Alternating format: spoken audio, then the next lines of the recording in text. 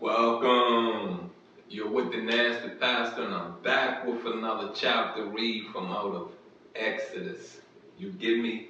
Exodus, the second book of the Holy Bible that Moses penned. You feel what I'm saying? He penned this. You get me? And so far I gotta say, you know what I mean? It's been a good read. You know, it's been very good. I say this. When I was in prison, I didn't um really, how to say this, when you will get it. I really didn't um, point out a lot of other things when I was reading through the Old Testament. You know, a lot of things in my reality when I was reading through the Old Testament. You got what I'm saying? Things that I was really peeping out is, you know, the attitude, the discipline, the not lying. You got what I'm saying? See, those things, the things that I was doing in my life back when I took religion. You know, I have to say, you know, I've always been spiritual. I really have to say that. You know, and the difference of spirituality and religion is that man made religion. Your soul comes from the demiurge.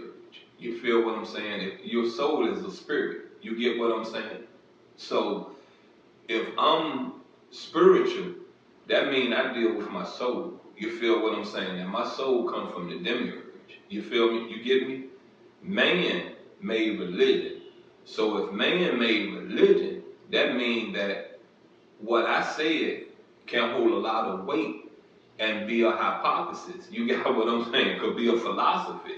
You know, not a hypothesis, could be a philosophy. You got what I'm saying? It holds some facts to it. Satan was the first one to drop here. You get what I'm saying? Satan made us believe, you get what I'm saying? And I'm going to include me. Satan made us believe that that son is God. You feel what I'm saying? And then Satan told you he is God. That is a man. You feel me? You're praying to a man. And it tells you in your Holy Bible, in your Christian, Baptist, Catholic Bible, to watch out for man. You get me? Watch out for man, right? It tells you that. But you have fallen victim to a trickery that is done in almost every religious community. There is trickery in every religious community. There is trickery in this spirituality culture. I mean, you understand what I'm saying? It's trickery in that. Man rewrote these books. You feel what I'm saying? Man rewrote these scriptures. And man rewrote them for man's gain. Look, let's get into chapter 26 of Exodus. And the title is the tabernacle. Moreover, you shall make the tabernacle with 10 curtains of fine woven linen and blue, purple, and scarlet thread. With artistic designs of cherubim, you shall weave them. The length of each curtain shall be 28 cubits, and the width of each curtain 4 cubits, and every one of the curtains shall have the same measurements. 5 curtains shall be coupled to one another, and the other 5 curtains shall be coupled to one another. And you shall make loops of blue yarn on the edge of the curtain, on the selvage of one set. And likewise you should do on the outer edge of the other curtain of the second set. 50 loops you shall make in the one curtain, and 50 loops you shall make on the edge of the curtain, that is on the end of the second set, that the loops may be clasped to one another. Now let's pause right here before we go into verse 6. You know, I just want to say this, you know what I mean? Being that we're in a time before Christ, you know, and I know we're far from being unintelligent. You get me? Unintelligent. You get me? But do you peep the colors? Do you peep the names of the colors and stuff like that? You know, I get measurements because we're master builders. You understand me? I get that. But are these really the original names of the colors? Is it really the original names? And see, that's the part in my intro when I said, man made religion. Man rewrote these scriptures. You understand what I'm saying? Now you're getting me. Man did all this for man's gain. Are you getting me? Look, let's dive back in.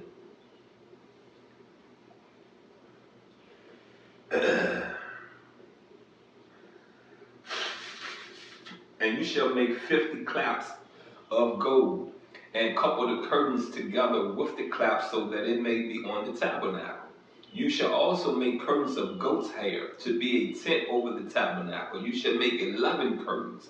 The length of each curtain shall be 30 cubits, and the width of each curtain 4 cubits. And the 11 curtains shall all have the same measurements. And you shall couple 5 curtains by themselves and 6 curtains by themselves, and you shall double over the 6th curtain at the front of the tent. You shall make 50 loops on the edge of the curtain that is outermost in one set, and 50 loops on the edge of the curtain of the second set. And you shall make 50 bronze claps, but the claps into the loops, and couple the tent together that it may be one. The remnant that remains of the curtains of the tent, the half curtain that remains, shall hang over the back of the tabernacle, and a cubit on one side and a cubit on the other side of what remains of the length of the curtains of the tent shall hang over the sides of the tabernacle on his side and on that side to cover it. You shall also make a covering of ram skins dyed red for the tent, and a covering of badger skin above that. And for the tabernacle you shall make the boards of acacia wood standing upright. 10 cubits shall be the length of a board, and a cubit and a half shall be the width of each board. 2 tenons shall be in each board for binding one to another. Thus you shall make for all the boards of the tabernacle. And you shall make the boards for the tabernacle, 20 boards for the south side. You shall make 40 sockets of silver under the 20 boards, 2 sockets under each of the boards for its 2 tenons. And for the second side of the tabernacle, the north side, there shall be 20 boards. And there are 40 sockets of silver, 2 sockets under each of the boards. For the far side of the tabernacle westward, you shall make 6 boards. And you shall also make 2 boards for the 2 back corners of the tabernacle. They shall be coupled together at the bottom, and they shall be coupled together at the top by 1 ring. Thus it shall be for both of them. They shall be for the 2 corners. So there shall be 8 boards with their sockets of silver, 16 sockets, 2 sockets under each of the boards. That's a whole lot of work, ain't it? That whole lot of work back then. You got what I'm saying? But as I said, when you really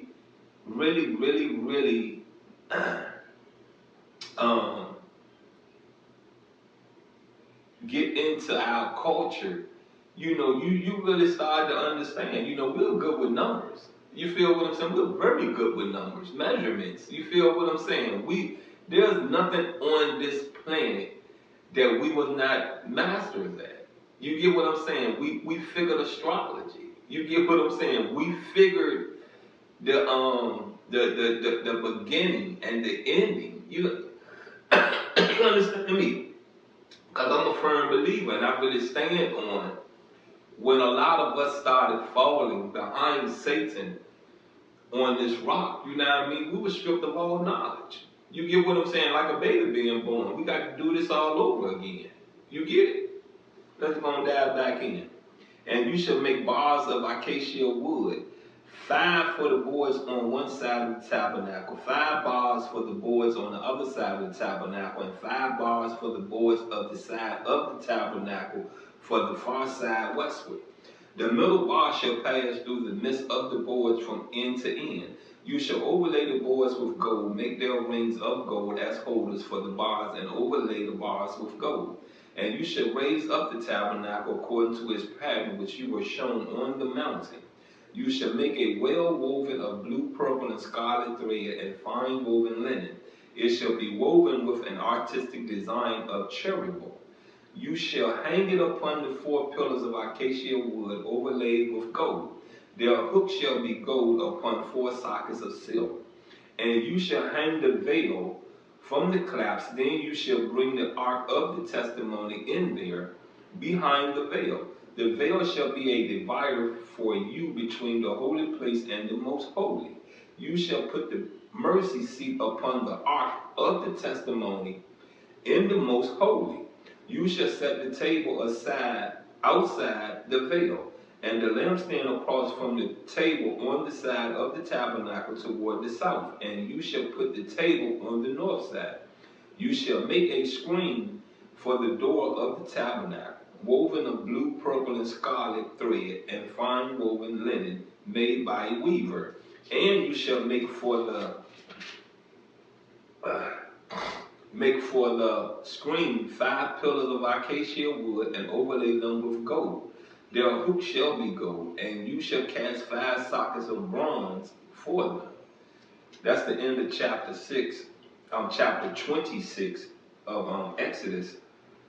And I just want to say this, you know what I mean? You can, when you really get into the history, you know, our history, our past, you know, I don't care what culture you go into, you know what I mean, and research history. But you really get to find out we was very mechanical, you know, gods and goddesses. You feel what I'm saying? And if you know what mechanical is, we're builders. You feel what I'm saying? We're very intelligent, very smart when it comes to building things, structuring things. You know what I mean? So once again, I just say this to you. You know what I mean? The spoils of this on this rock we live on makes us unintelligent, makes us stupid, makes us lazy. So I say this to you again, you know what I mean? Take all of the distractions out of your life. Try your best to take the distractions out of your kids' life early, or do it in reverse. Allow those distractions to be present while they're young. That way, when they're older, when they see it again, it's a deja vu. You feel what I'm saying? Because see, nothing is new under the sun. It's just presented differently. You get me? So you know, when you see a lot of these elderly people on their good foot, believe what I tell you. When they was young, they was on their bad foot every day. You get what I'm saying? Every day they was on their bad foot. You feel me? You know, our life is to evolve, and we are to evolve in every aspect of life that is present.